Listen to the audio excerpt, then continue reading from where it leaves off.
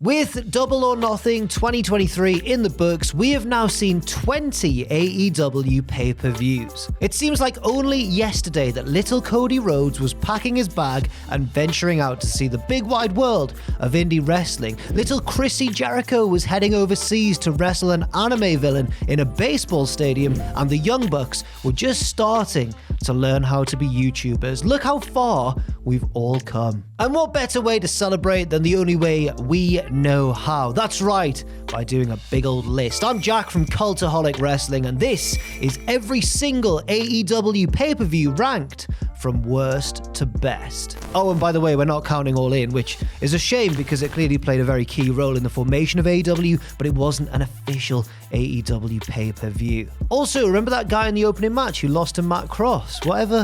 Whatever happened to him, eh? Right, on with the countdown. Here we go. I'm Jack from Cultaholic, and this is every AEW pay-per-view ranked from worst to best. Join us.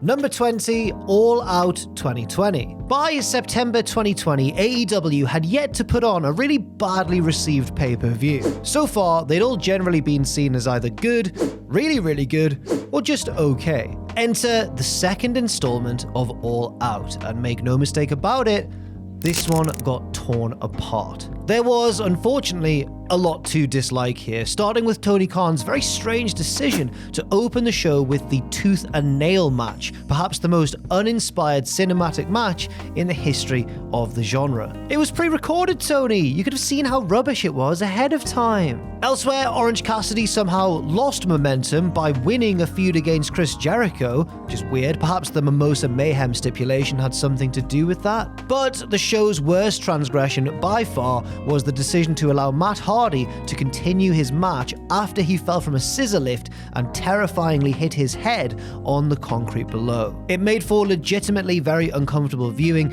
and understandably cast a dark cloud over the rest of the event. There were some positives, such as the main event between Moxley and MJF, but an outdoor show full of long matches in the draining Florida heat meant that by that stage, everybody was just ready for bed. Number 19, Revolution 2021.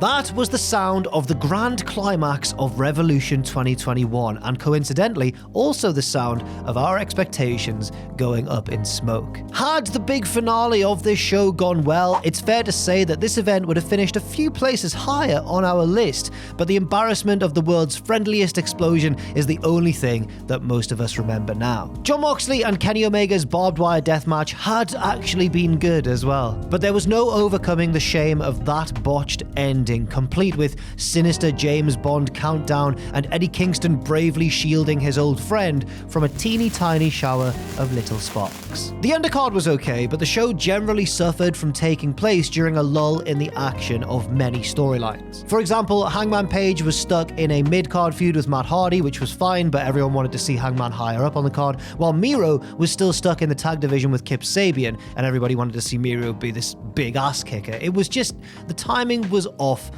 for many of the matches here. Also, the first ever Face of the Revolution ladder match was ridiculed for its prize, a literal giant brass ring, which they do still use today, to be fair, as well as Cody Rhodes' decision to work an injury and spend most of the match selling it in one of the entrance tunnels in the background, taking attention away from, the actual wrestling going on in the ring. And, you're not going to believe this, Tony Khan may have overhyped slightly a surprise in the run-up to the event, meaning that Christian Cage's eventual debut fell slightly flat as a result of the inflated expectations. Number 18, Fight for the Fallen 2019. This one was technically only a pay-per-view for audiences outside of the States, but hey, we paid for it, so we're going to rank it. The charitable cause behind Fight for the Fallen was unquestionably a great idea, but the show itself didn't feel quite as big as Double or Nothing, or even quite as big as Fyter Fest from the month before. A lot of the discussion surrounding this event regarded match length, mainly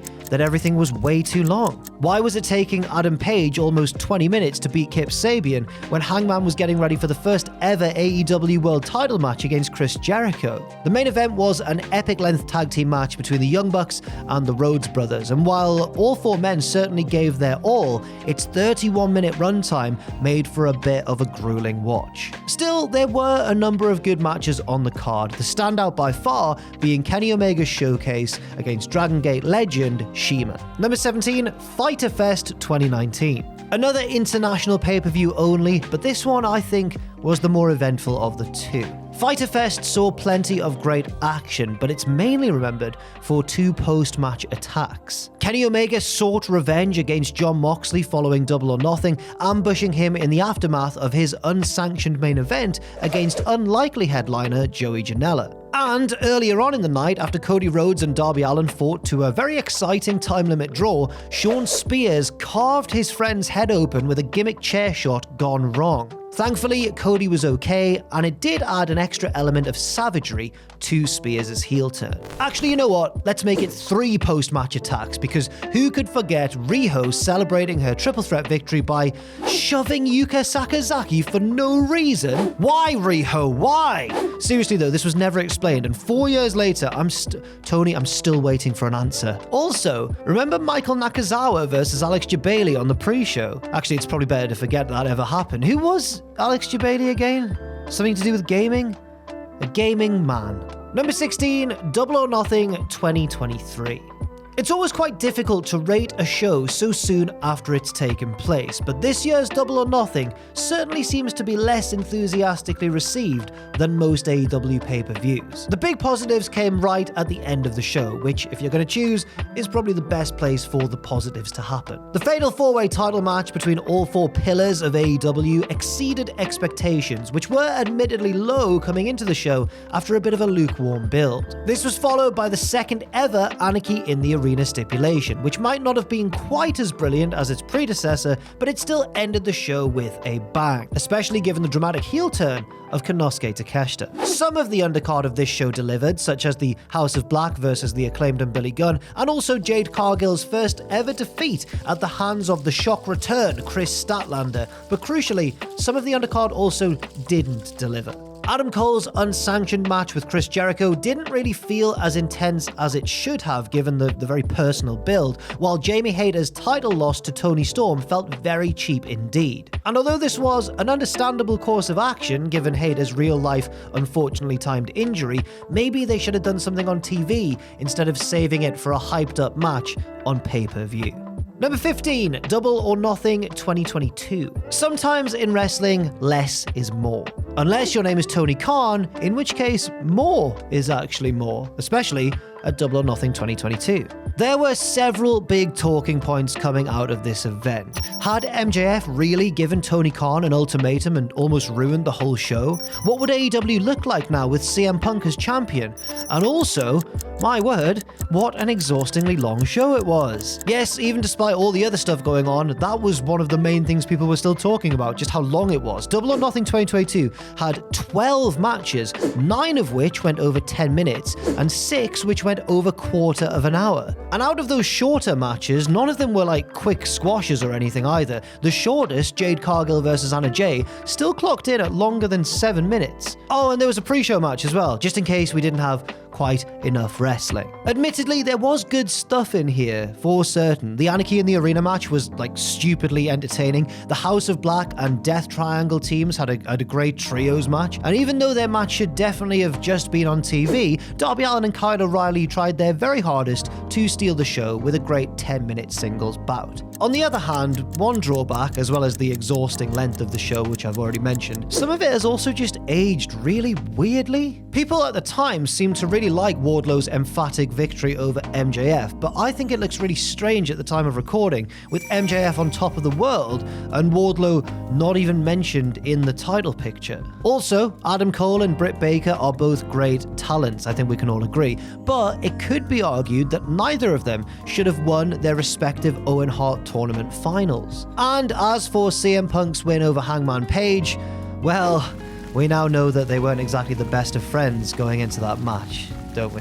Number 14, All Out 2022. No matter how long AEW lasts as a promotion, and no matter how long their list of pay-per-view events stretches, All Out 2022 will always be one of the most noteworthy events in company history. It's AEW's version of Survivor Series 97, a scene of great drama and even greater controversy. Yes, when a show is immediately overshadowed by its own press conference, you know that something insane has gone down. And that's exactly what happened, with CM Punk's now infamous rant and backstage altercation with the Elite shaking the very foundations of AEW, and presumably making one Chicago-based bakery a bit of extra cash. As for the show itself, there's good stuff in amongst the chaos, but this was another example, sadly, of AEW just going way too long. CM Punk at least had the decency to put on a good main event with Jon Moxley just before plunging the promotion into absolute chaos, and the same can be said as well of the Elite,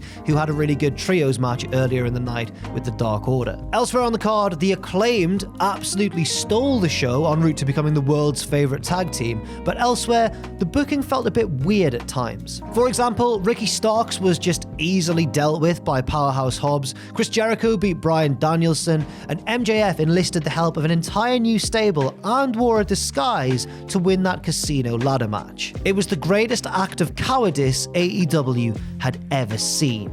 Until after the show, when Tony Khan sat quietly next to CM Punk and let him say mean things about literally all of his best friends and business partners. Number 13, Double or Nothing 2021. The problem with this list is that, by and large, AEW's pay-per-views are above average. The bar is really high, so even some of the well-received shows are going to finish relatively low on our ranking. It seems unfair, and in some cases, it kind of is, especially, I think, in the case of Double or Nothing 2021. The great strength of this event was certainly its atmosphere, which was absolutely electric. It was the first AEW pay-per-view back in front of a full-capacity Daily's Place after limited attendances during the earlier stages of the pandemic, and the crowd were clearly overjoyed to be there. The card may not have been quite as full of big matches as most other AEW efforts, but it was still a fun night with a very unique feel. The Young Bucks tag title defense against Jon Moxley and Eddie Kingston went down very well, for example, as did the triple threat world title match between Kenny Omega, Pac,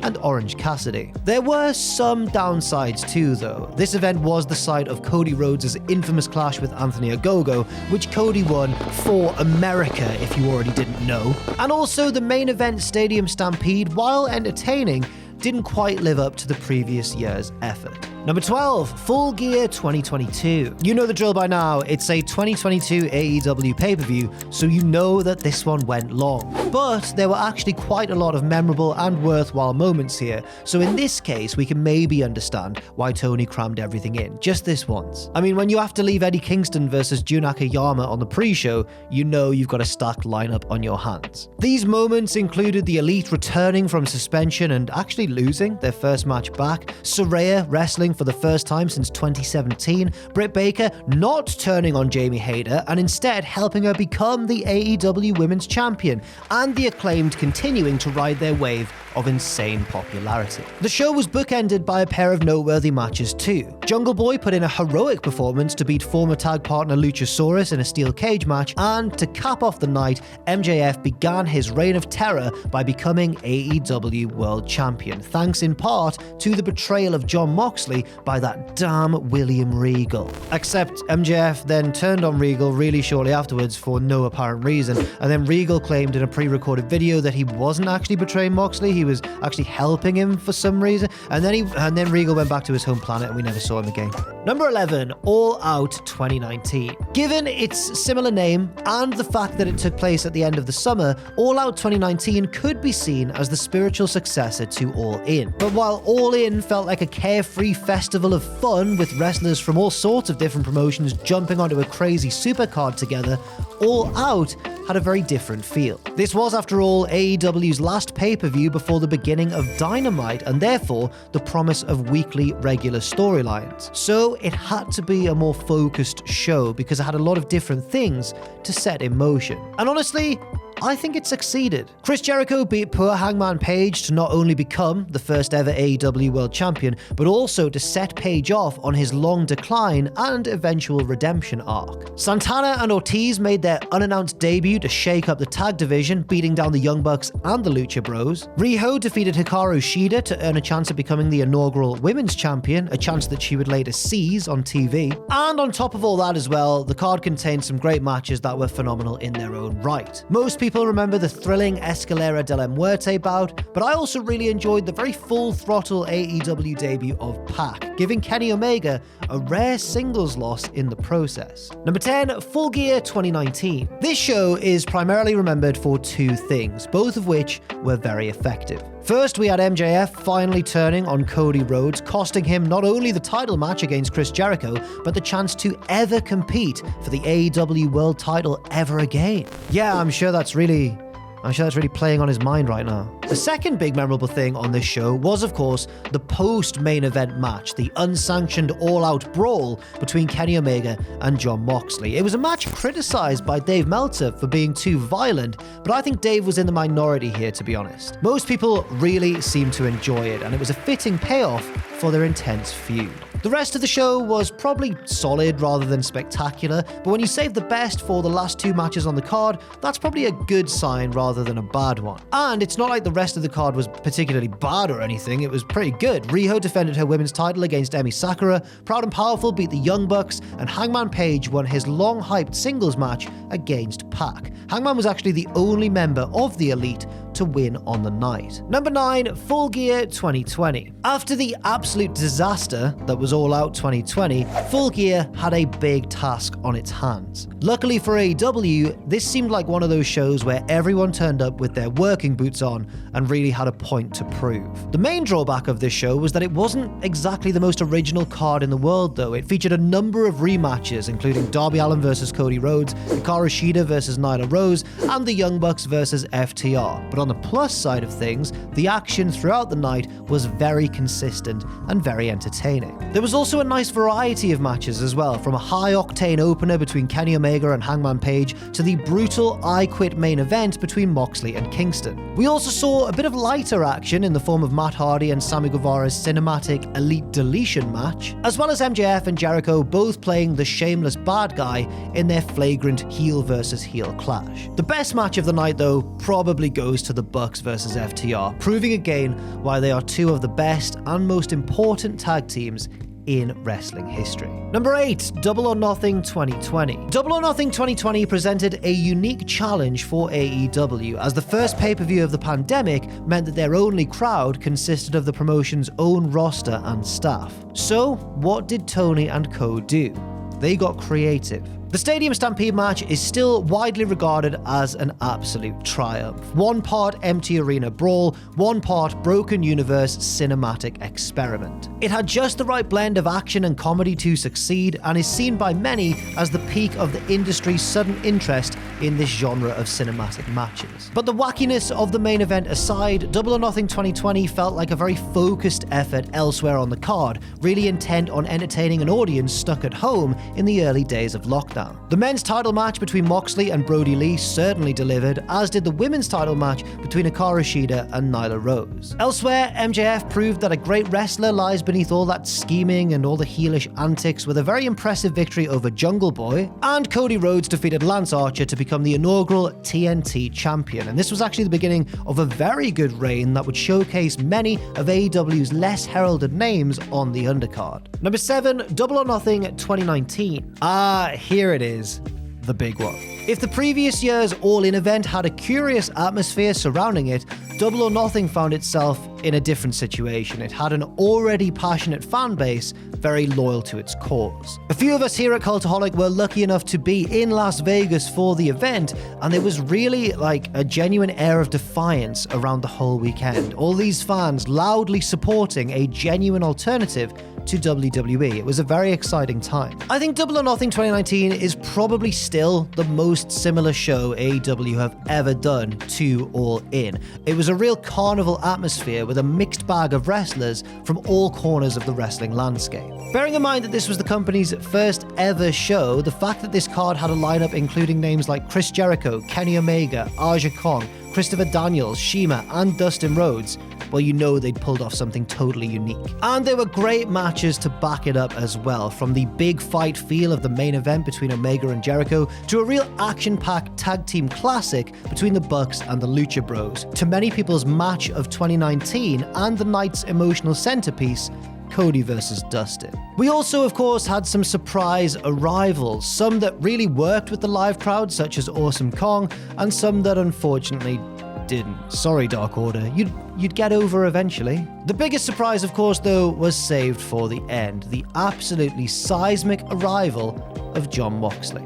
Number 6, Revolution 2020. This show maybe represents the peak of AEW's early pay-per-views. Built around the main event of Jon Moxley beating Chris Jericho, it was backed up by 2 incredible matches on the undercard. The first one remains one of many people's favorite AEW matches of all time, Kenny Omega and Hangman Page versus the Young Bucks in a half-hour epic for those tag team titles. It is perhaps the ultimate counter-argument to those who class the Young Bucks as style over substance, because while the action definitely was stylish and very exciting, the real story was told in the damaged friendship between the 4 men. Then, a little bit later on, a real odd couple pairing of Pac and Orange Cassidy threatened to steal the show themselves. And that's because, in the words of Chuck Taylor, Cassidy actually tried. Pac may have ultimately got the win, but those moments where Orange Cassidy finally started to cut loose and run wild were legitimately goosebump raising. In the main event, Moxley's climactic win over Jericho put a very satisfying cap on a show that, while not perfect from top to bottom,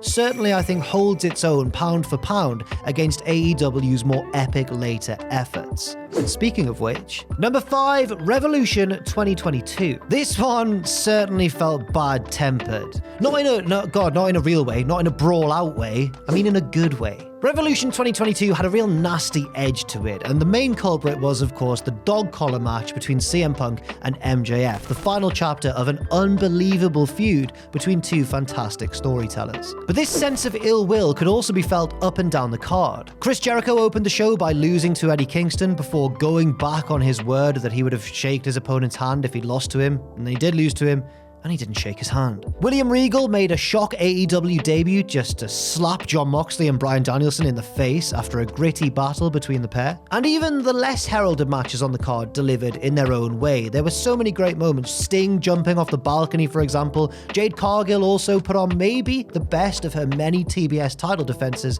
against Ty Conti. The only drawback, I think, is that after hours of such furious non-stop action, the crowd were a little bit burned out and maybe ready to go home by the time the main event rolled around between Hangman Page and Adam Cole. Number 4, Full Gear 2021. This show was a real heavyweight offering from AEW, featuring one of their most exciting cards on paper, which then did live up to expectations. The main aspect of the show was the culmination of AEW's most acclaimed storyline to date, the fall, then rise of Hangman Adam Page back to title contention. His defeat of former friend and tag team partner Kenny Omega wrapped up so many different threads and themes. The heel title run of Kenny Omega, Hangman's rebuilt confidence with the help of the Dark Order, the underestimating of Hangman by the rest of the Elite, and Hangman's overall redemption arc as well, having lost, remember, to Jericho in the company's first ever title match. All of these things came to a satisfying conclusion. But while it may well have been the most satisfying part of the show, it wasn't the only major thing to happen. MJF beat Darby Allin in another of those MJF reminds us that he's actually a good wrestler at matches. The Lucha Bros scored a huge victory against FTR. Bryan Danielson took down Miro, and CM Punk and Eddie Kingston had one of the best 10 or 11 minute matches you're ever gonna see. It was an incredible sprint of a brawl. Oh, and also there was that Minneapolis street fight between the Inner Circle and American Top Team. Still not really sure what the point of it was, but at least Jericho looked like he was enjoying himself. Number 3, Revolution 2023. This will probably be remembered as the gory one. Perhaps AEW's most divisive, and certainly its bloodiest pay-per-view, we've ranked this year's Revolution quite high on our list because beneath all the blood, barbed wire, and general carnage, this was a night of absolutely thrilling wrestling. The Texas Death match between Jon Moxley and Hangman Page promised a lot of grisly action and then over-delivered on that promise massively. Both men carved one another open in some of the most horrific scenes you're likely to see from a promotion of AEW's size and stature. And the other most memorable match of the night was, of course, MJF and Bryan Danielson's hugely ambitious 60-minute Iron Man match, which also saw both men busted open, but also contained all of those twists, turns, and high drama that one would expect from such a stipulation. And even though they were certainly the two most memorable bouts on the card, let's also not forget the excellent trios match between the Elite and the House of Black, Jungle Boy's ultimate retribution against Christian Cage, Ruby Soho's despicable heel turn, and Ricky Starks' big win over Chris Jericho. Oh, and FTR came back, and Dax Harwood somehow got busted open as well. I still don't know how that happened. It was just a little brawl with the Gun Club. Hope everyone was okay after this one. Number 2, Forbidden Door 2022. Of all the pay-per-views on this list, Forbidden Door was not one people expected to be a massive success. Okay, let me explain. Yes, the initial idea of a cross-promotional super show between AEW and New Japan was met with great enthusiasm, but as the date grew nearer, fans waited for an epic build that just didn't materialize. Instead, we were left with a card of matches that at best felt a bit thin and at worst felt completely thrown together. Add to this then also the fact that AEW were scrambling to book around injuries to CM Punk and Bryan Danielson, and it just seemed like Forbidden Door was destined to be a massive letdown. Instead, it turned out to be a night of pure enjoyment for fans of both promotions. I guess we probably should have had higher hopes because it contained two of the most insanely talented rosters in the entire world of wrestling, but, you know, yeah, we probably should have thought of that. The sheer fun of this event would be hard for any show to top, from great matches like Moxley versus Tanahashi and Ospreay versus Orange Cassidy to the fantastic debut of Claudio Castagnoli as Zack Sabre Jr.'s mystery opponent. And hey, even those seemingly thrown together multi-man matches paid off in spades. After all, where else would we get to see Jericho and Sami team with Minoru Suzuki, or Sting and Darby Allin partner up with Big Shingo Takagi? The show was just a recipe for fun. And number 1, All Out 2021. It's hard to think of a show quite as explosive as All Out 2021, certainly one in recent memory anyway. But while it's obviously remembered for its shocking conclusion, which we'll get to in a second, it's also worth remembering that this show was a great one regardless of that. Nearly everything on this show was booked incredibly well. A lot of the matchups just made sense, like the opener, Eddie Kingston versus Miro, or the main event between Kenny Omega and Christian Cage, who, remember, at the time were in the midst of a very underrated feud. But most people's match of the night was the utter chaos of the Young Bucks versus the Lucha Bros in a steel cage, Penta and Phoenix's crowning moment in AEW. There was also the small matter of, CM Punk's first match back in wrestling, a really impressive encounter with Darby Allin. But of course, this show was really pushed into the stratosphere by its numerous surprises. Kenny Omega's post-match celebration at the end was, of course, interrupted by Adam Cole, who immediately revealed himself to then be in line with the Elite,